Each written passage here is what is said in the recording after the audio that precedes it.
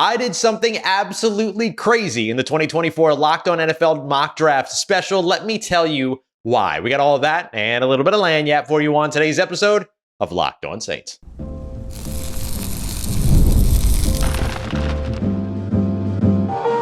You are Locked On Saints, your daily New Orleans Saints podcast. Part of the Locked On Podcast Network, your team every day. What is good, Who Dat Nation and Who Dat family? I'm your host, Ross Jackson, New Orleans native, your New Orleans Saints expert and credentialed member of the media covering those New Orleans Saints as a senior writer and reporter over at Saints News Network. And on today's episode of Locked On Saints, we're going to be continuing and wrapping up the mock draft that I started with the 2024 Locked On NFL Mock Draft Special. So we're going to wrap up the rest of the 7 rounds. We'll take a look at a day 3 quarterback that could make sense for the New Orleans Saints, how to be aggressive and continue to build the trenches. And I'm going to explain to you why I traded Trevor Penning away in the Locked On NFL Mock Draft. And of course, fill you in with my first round selections that I was able to make in that mock. And then we'll continue it on. We appreciate you very much, as always, for making Locked On Saints your first listen of the day and for being an everydayer here on the show, which is a proud part of the Locked On Podcast Network, your team every day. And today's episode is brought to you by our friends at Monopoly Go. Look, I have a competitive side, and my competitive side absolutely loves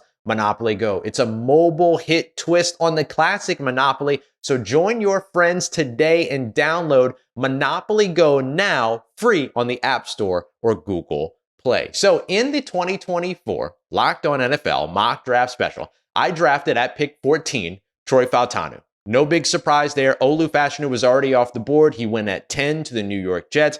I was between Fautanu and Fuaga, Talise Fuaga, the offensive tackle out of Oregon. I went with a more athletic prospect, and that's just kind of the reasoning why I did that. And because, you can move him around. He's very versatile. But then I decided I wasn't finished. And if you watched the draft primer that I did before the mock draft, I told you I was going to be aggressive in trying to build out the trenches, and I was going to try to get 2 first-round picks. Well, I did it. I overpaid to do it, if I'm being honest. There was one adjustment that I should have made that I'll make for this version of the mock. But the Buffalo Bills were on the clock at 28. There was nobody on the board that Joe Marino was really excited about, that he wanted at that point. Was feeling, a couple of players, but they went off the board right before. And so I called him up and I said, hey, would you be willing to move out of 28? I've got 45. I can give you a future second along with that. So 2 seconds to get up to the bottom of the first. That's pretty reasonable and everything. He asked me if Trevor Penning would be available in the midst of that. I said, yes. I had just drafted Troy Fautanu. I can continue to build my offensive line in this draft as well. And so I pulled the trigger on it. I should have downgraded the 2025 second to a 2025 third in the process of doing it. But in the trade, I got 28 and 128 in the 4th round. So I probably should have made that one adjustment, but that's fine. So I ended up trading Trevor Penning away. Why did I make that decision? I did not make that decision because I think Trevor Penning is a bad player. I did not make that decision because I think that Trevor Penning is not going to pan out. I hope that Trevor Penning pans out. And just to be very clear, there's no rumblings about this kind of trade. This was me operating in a mock draft, doing what I wanted, and trying to get a second first-round pick because that's what I wanted to do. That's all. So there's no rumblings about the idea that Trevor Penning might be traded. To be clear, the New Orleans Saints want Trevor Penning to work at left tackle. Like, that's the best case scenario for them. So I made the move not based on Trevor Penning. I made the move based on my view of where Trevor Penning sits with the New Orleans Saints and how the New Orleans Saints have failed Trevor Penning over the course of the past couple of years. That's the reason why I made the move. I believe that the New Orleans Saints have diminished Trevor Penning's confidence to a point where it is a big-time chore to rebuild it within this building. This was an opportunity for me to give him a fresh start, get back into the first round, get a 5th-year option on a second player so I can get a little bit more cost control, and that helps me to balance my books a little bit when it comes to the salary cap, and it helps me to build out the trenches. And so at 28, I took Missouri defensive lineman, and I'll call him defensive lineman on purpose because he can play on the edge and he can play on the interior, Darius Robinson. He was incredibly impressive all throughout the Senior Bowl. I was convinced that he was going to rise up to the points where the Saints might even consider him at 14 and teams might even consider him in the top 20. That has not come to fruition. And so getting him at the bottom of the first round is an absolute steal, especially being able to get him at 28. All I had to do was give a different player on this roster a chance to have a better career somewhere else, and then grab a guy that's going to potentially have a better career. So that was my thing. Like Darius Robinson, I don't have to wonder about him. I don't have to wonder if he's going to pan out. I don't have to develop him. I don't have to do anything like that. He's ready to go. And I can move him around. He can play on the interior. He can play on the outside. He's part of a rotation. He would be an impact player in the future, post Cam Jordan, potentially post Chase Young, depending upon how long he actually sticks around. It was an easy decision, although it was a tough decision. So that's why I traded Trevor Penning in this mock draft. It's not because I have no faith in Trevor Penning. I have a lot of faith in Trevor Penning. I think that Trevor Penning can be very good. He has all the tools. He just needs the fundamentals. He just needs the technique to be built. I think that John Benton, the veteran New Orleans Saints offensive line coach, can come in and help him with that in a way that Doug Marrone clearly could not. And I think that there's a chance that also with this New Orleans Saints new system run by Clint Kubiak, that's wide zone, that wants to run the football, that wants to throw guys out of the club, that wants to get their offensive line moving, that it could cater very, very well to Trevor Penning. I think that there's a chance that he could be a fit. But how much has his confidence in the organization been diminished after they gave up on him after only 6 games in 2023? That's a valid question to me. And then he couldn't even get back out on the field as the jumbo guy, as the 6th offensive tackle or offensive lineman, excuse me. So there's a lot here that might suggest that rebuilding the confidence might be as long as long a challenge as rebuilding or building at all the technique, the fundamentals, all of those things. And I feel that a guy like Trevor Penning getting a fresh start with another veteran offensive line coach over in Buffalo could have been good for him. So that's why I did that in that mock trade situation. Now I'm going to do a predictive mock draft on Monday because it's the week of the draft coming up already. That one will not include a trade of Trevor Penning because if I'm predicting what the New Orleans Saints are going to do, they want Trevor Penning to pan out at left tackle. But for me, this was a fun exercise in trying to get up back into the bottom of the first round, and I made the move. But there is some logic to it. So coming out of the first round, I ended up with Troy Fautanu at 14. I can start him at left tackle. Yes, I know he's sub 6'4", but the 34.5-inch arms, fine. Totally fine for me. And I know that the prototype of the New Orleans Saints offensive line has looked a certain way for a really long time, but how much does that prototype stand up to the new scheme? Because when somebody is an absolute perfect fit for your scheme, is that enough to change the prototype? Like, what makes more of a difference? The guy that has the athleticism, that has the footwork, that has the tenacity, that can finish the blocks, that can get the job done, is that higher on your scale of importance than an inch of height?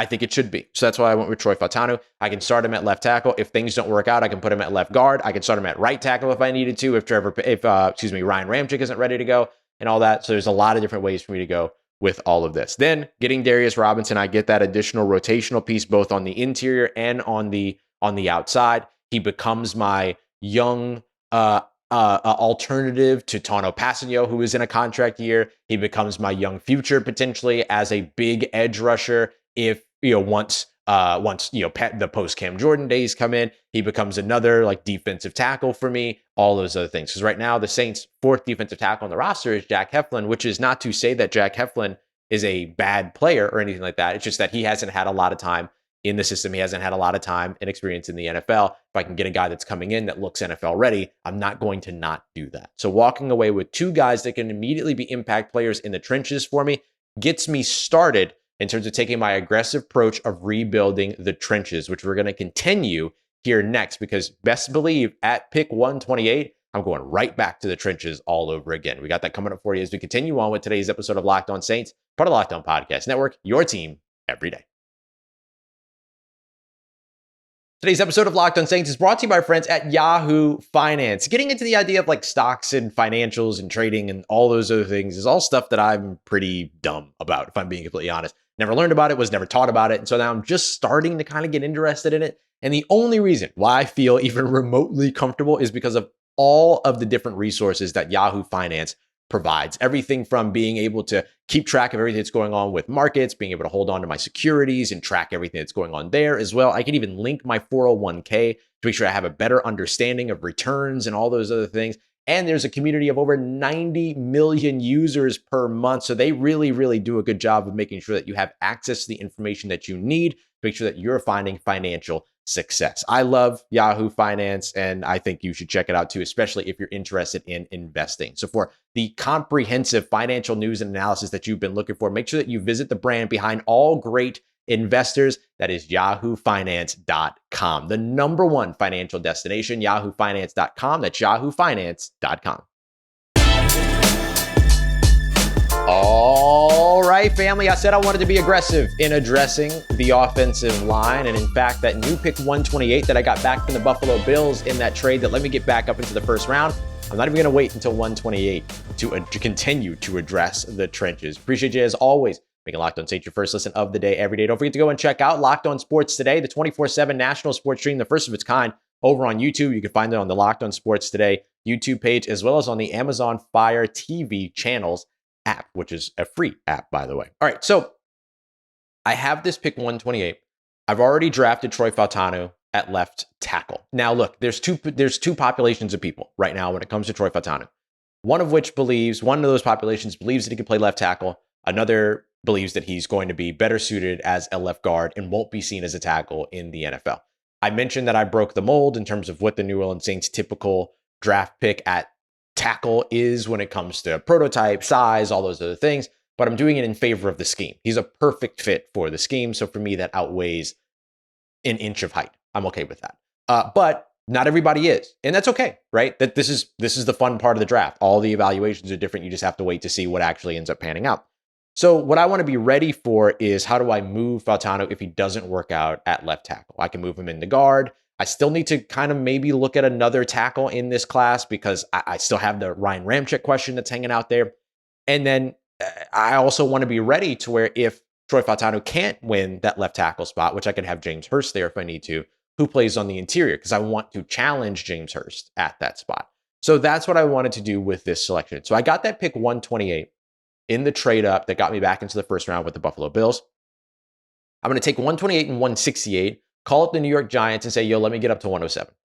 That, not a problem, works out on any of the, I tried that exact same trade on a bunch of different mock draft simulators and cross-reference it with the Rich Hill trade model. In fact, I did that for every trade that I made in this class or in this mock, and they all worked. So just know that I did my research on that. So being able to move up to 107, totally fine, got up there. And I took Boston College offensive lineman Christian Mahogany. Now, the New Orleans Saints have had Christian Mahogany come in as somebody that they wanted to look at as a top 30, on a top 30 visit. Now, remember that a top 30 visit does not mean that he's a top 30 player on their board. It's just you get 30 of those visits, and that's what the New Orleans Saints were using. I think that a big part of using him or bringing him in at that top 30 visit was all about making sure that his medicals checked out. He did have an ACL injury that he had at the end of 2021 that ended up costing him the 2022 season. So I'm sure that a big part of that was the medicals, but medicals seem to have checked out all across the board for him. He ran, he jumped, he did everything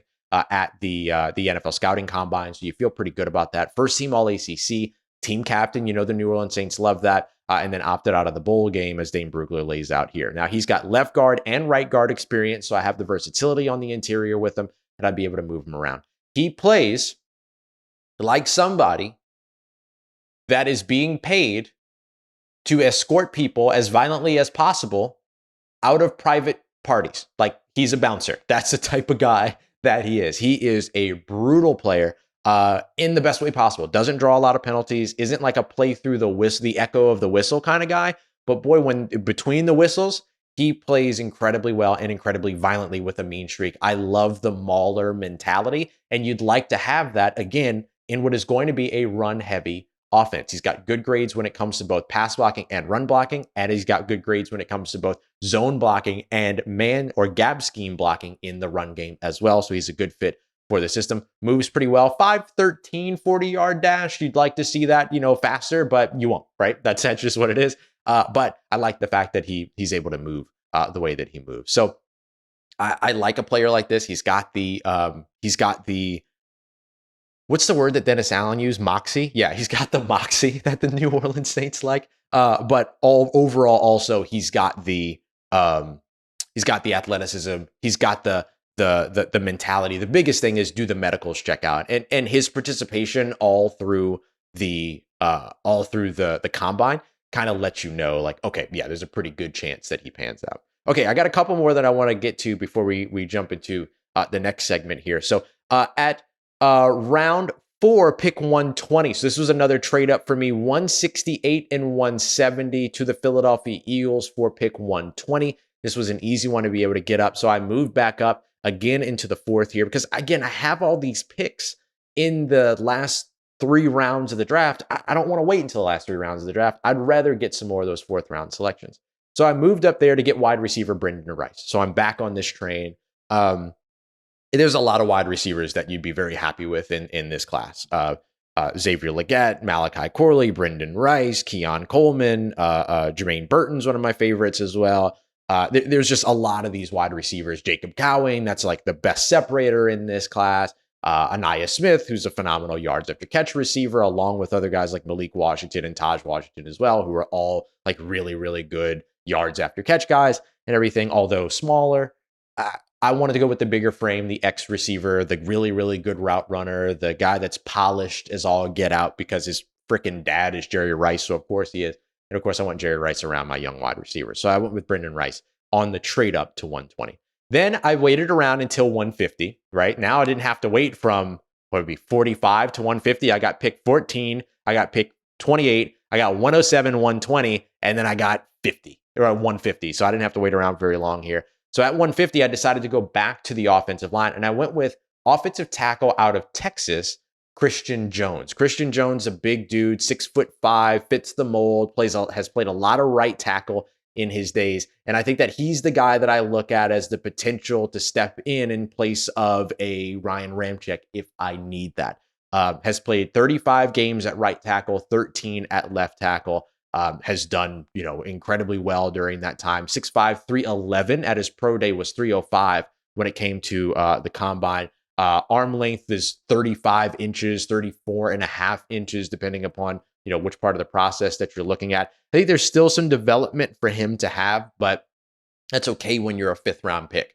But he's one of these guys that could step in. And if I needed a starter at right tackle, even just a spot starter at right tackle, I feel like this is one of the more underrated guys in this class that could potentially come in and do that. My other option here at 150, by the way, again, is Javon Foster out of Missouri, who has played both left tackle and has a couple of games experience at right tackle, has the team captain checkbox, played in the zone run offense. And I think that that's one of the things that I'm really, really focusing heavily on. So Javon Foster could be a selection here too, but I also really like that Christian Jones is coming from that Steve Sarkisian zone run heavy offense. And so he would already be a fit in what it is that the New Orleans Saints are looking to do with the wide zone offense here in New Orleans with almost said Cliff Kingsbury, Clint Kubiak. So, okay. So that allowed us to really be able to dive in and build up the trenches, right? We get a starting left tackle. We get a rotational interior offensive lineman. We get a developmental right tackle that could potentially start, whether it's Javon Foster or Christian Jones. There's, ample ways you can go with that. But I like that while also getting the wide receiver, while also getting the defensive tackle / edge rusher. I'm feeling really good about where we are right now. So now my focus is, who do I get for the future? And how do I get more playmakers on this roster that help me move the ball on offense? Let's get to that as we continue on. Oh, including, of course, looking at the future, a potential day 3 quarterback that could fit for the New Orleans Saints. Got that coming up for you as we continue on and wrap up today's episode of Locked On Saints, part of Locked On Podcast Network, your team every day. Today's episode of Locked On Saints is brought to you by our friends at Monopoly Go. Look, we've all been there either as a player or as a fan. It's halftime. The scoreboard isn't looking great. You're not feeling so good. You're feeling low, but then all of a sudden, your team comes back, pulls out the win, and that's when you got to dig in deep, lift your head up and say to yourself, man, it's time to get back into this game, start some bank heist, and take as much money as I possibly can. That's Monopoly Go. It's not actually football. I absolutely love Monopoly Go because it gives me this type of a fun, twist all the time. It's got opportunities to play the Monopoly game that you love anytime with friends, with family. There's new twists, including leaderboards where you can compare progress, all this other stuff. You can even destroy your friends' landmarks with a big old wrecking ball. Like, this is absolutely so much fun. So I highly recommend you go and check out Monopoly Go. My family and I used to play Monopoly all the time. Now we live in different places. Here's an opportunity for us to get back together and play the game that I grew up playing with Monopoly Go. It's been so much fun. So get back out there, get your game face on, and download Monopoly Go now for free on the App Store or Google Play.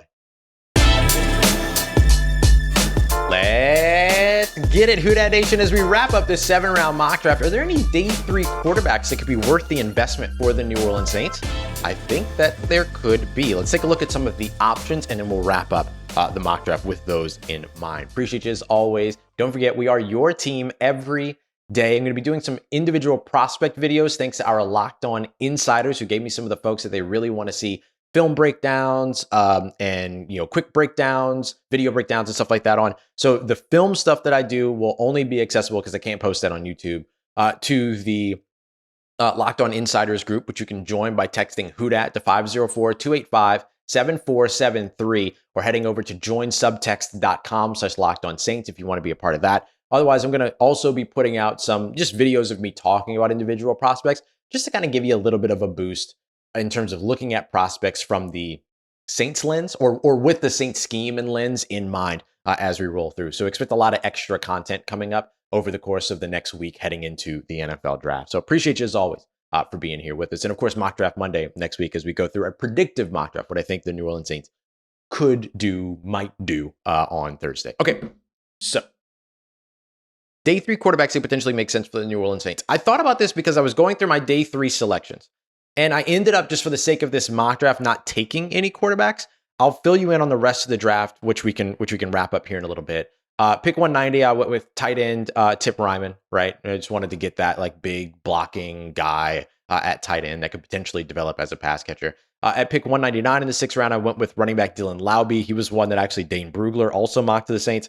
Pass catching guy with zone run, pass catching running back, with zone run experience out of New Hampshire. Could be fun to add, and it's late enough to where if it doesn't work out, then it doesn't work out. And then I traded up from 239 with a future 6th round selection. Oh, that I also got from Philadelphia. Sorry, so it's an earlier trade that landed me Brendan Rice. Also got a 6th round pick in that. That allowed me to be able to get up to 215, so I could draft safety Trey Taylor out of Air Force, Jim Thorpe Award winner, all these other things. And as I did that, I noticed as I'm looking at these, there's some quarterbacks that I would consider taking at those spots and everything. And so I wanted to look at them and just kind of look over some QBs that could potentially make sense for the Saints later on. And so the one that I want to start with here is Joe Milton. Joe Milton, who's projected to be like a 5th or 6th round selection, was there at 190. And when I took Tip Ryman, and I almost took Joe Milton instead. And look, 61.5% completion percentage in his career, 37 touchdowns to 11 interceptions. So not making a ton of, questionable decisions with the football or anything like that, through just 5 interceptions to 20 touchdowns last year. So that's pretty nice. And then you also look at, it's a 4-to-1 touchdown ratio. And then he also ran for 12 career touchdowns, 7 of which last year. And so I like what he's got in terms of the big arm. I love the size at 6'5", 230, 240 pounds.